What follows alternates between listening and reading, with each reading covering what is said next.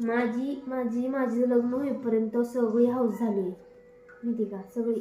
म्हणजे माझं लग्न होईपर्यंत सेलिब्रेशन म्हणजे आम्ही सेलिब्रेशन म्हणजे लहान लेकरासारखं केक वगैरे नव्हतं कट करत, पण म्हणजे फॅमिली म्हणून आम्ही बाहेर जेवायला जाणं, परत घरीच म्हणजे जेवायला वगैरे करणं, म्हणजे असं सेलिब्रेट करायचं आम्ही. कारण अशा छोट्या छोट्या गोष्टीतूनच आनंद होत असतो ना निर्माण, नाही का. मग आणि आपण तसं केलं ना मोठ्या माणसांनी तर लहान लेकरांना पण सवय लागते त्या, असं असतं. मग लहान लेकरांनी काय घरातली नुसतीच मोठ्या माणसाची भांडणं आणि दुसऱ्याच गोष्टी शिकायच्या का? काही आनंद घरात काहीतरी आनंद घेऊन येणाऱ्या गोष्टी बी शिकाव्या ना. म्हणून मला तर वाटतं बर्थडे सेलिब्रेट करणं म्हणजे काय कुठलं मोठा पाप नाही किंवा बालिशपणा नाहीये. हा, केक कापणं जरा बालिशपणा वाटतं, पण एका लिमिटेड एजपर्यंत केक कापणं ठीक आहे. आणि एखादं लिमिटेड झालं ना मग तुम्ही तुमच्या पद्धतीने एक्सप्रेस करू शकता ना, मला असं वाटतं. मग आता केक नाही कापलं तर ठीक आहे बाबा, पण बाहेर कुठेतरी जाणं तेवढाच टाईम. आता बघा ॲनिव्हर्सरी असली तर बायकोला टाईम द्यावा लागतो, थोडंसं स्पेशल फील करून देणार. अरे बायको आहे ना, शेवटी किती झालं तर आपल्या आयुष्याचा भाग झाली ना ती.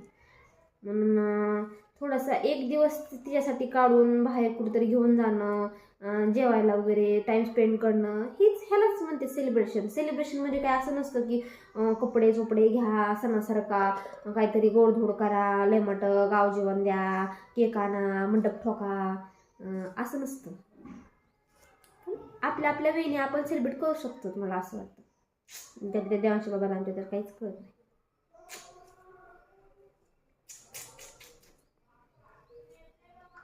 जेव्हा माझ्या मैत्रिणींचं असं बघते ना, त्यांचे हजबंड म्हणजे असं लई रोमॅन्टिक राहते, तर मला लई कसं तरी होते माहिती आहे का, लई वाईट वाटतंय. मग मला तेवढं रडूच येते मला त्यांचं पहिलं की माझ्या डोक्यात, म्हणजे दिवसभर माझ्या डोक्यातून असे स्टेटस वगैरे त्यांचे बघितले ना, माझ्या डोक्यातून दिवसभर काही जातच नाही. ते त्यांचं बघा ते किती सेलिब्रेट करते वाटतो, आणि माझंच असं का बरं आहे, माझाच नवरा असला काय असं वाटतं मला. पण परत नंतर दिवसाच्या शेवटी संध्याकाळी का नाही झोपताना एक विचार करून झोपते, जाऊ दे जसं का असं ना, प्रत्येकाची मेंटॅलिटी वेगवेगळी असते म्हणून ते सोडून देते. शेवटी आपला जे आहे ते ॲक्सेप्ट करायचं असं म्हणते, सोडून देते.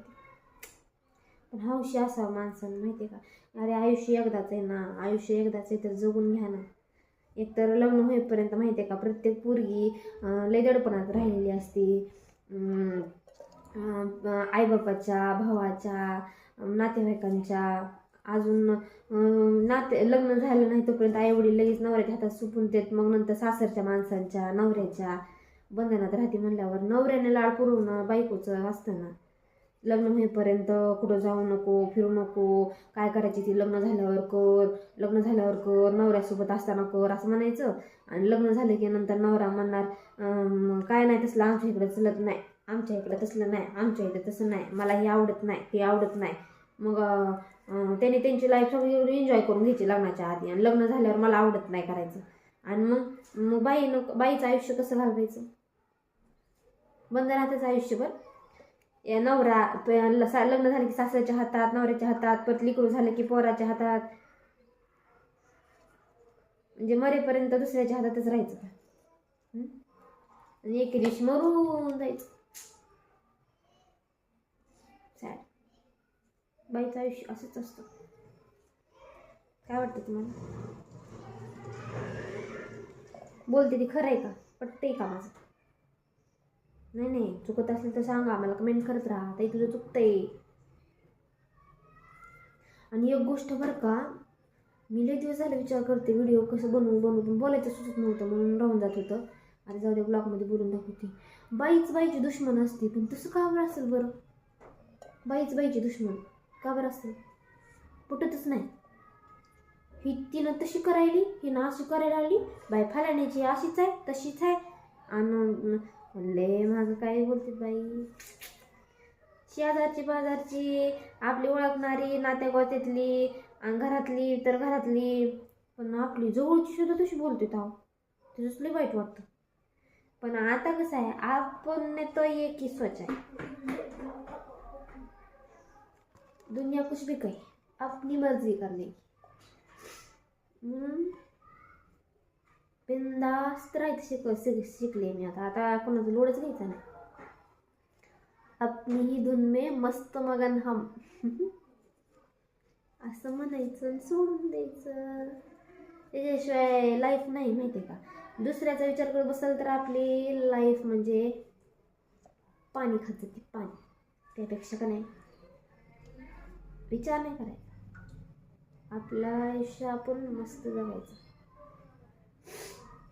आणि नवऱ्याचा नाही विचार करायचा. नवऱ्याला का नाही आपण कसं बी करून शेवटी आपल्याच मुठीत आणायचं असतं.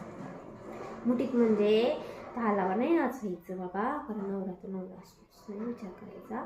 पण खरं की आपल्या स्वभावासारखं थोडं बनवायचं. मला लय अपेक्षा होत्या पण माझ्या नवऱ्याकडून. लग्न झाल्यावर मी त्यांच्या म्हणजे नवऱ्याकडून एक प्रत्येक मुलीला अपेक्षा असतात. पण मी तर सजेस्ट करेल बरं का, प्रत्येक जर कोण मुलगा माझा व्हिडिओ बघत असेल ना तर बायकोची लाड पुरवा बरं का. खरं सांग का, एखादी पोरगी काय सांगता येत नाही कुठल्या परिस्थितीतून आणली असते, त्यामुळं अपेक्षा खूप असतात, खूप स्वप्न बघितलेले असतात. आणि तुम्ही नाही पुरवणार, तुमच्या हाऊस पुरवणार तर मग दुसरं कोण करणार ना. अरे तिचे आईबाप घरी सोडून नाही, आईबाप नाते होते.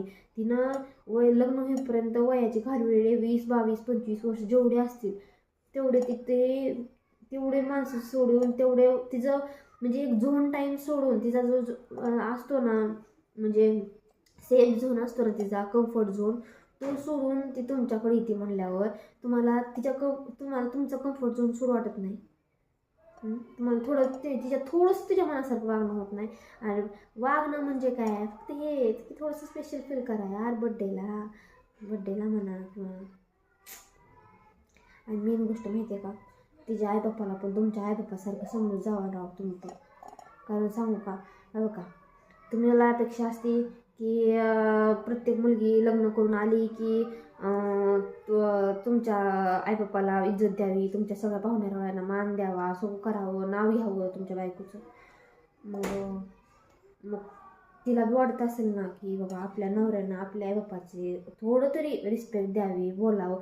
नुसतं सहज गेलात कधीमध्ये फोन केला, कसे आहेत, काय जेवलात का, कशी आहे तब्येत, काय म्हणता, काय चाललंय, एवढं विचारलं याला. अरे 5 मिनिटाचा कॉल, फक्त 5 मिनिटाचा, महिन्यातून एखादा कॉल करणं काय एवढी मोठी बाब नाही मला वाटत. अपेक्षा असतात प्रत्येक मुलीच्या. वाईट वाटतं माहिती आहे का, लय वाईट वाटतं. आणि खूप लोक असे आहेत की जी सासरवाडीला जोडून आहेत, पण काही लोक असे बी आहेत. असो, जाऊ दे, आपले बटाटे सगळे सोलून झाले बोलत बोलत. ते एक मेन आहे, झालं तर झालं.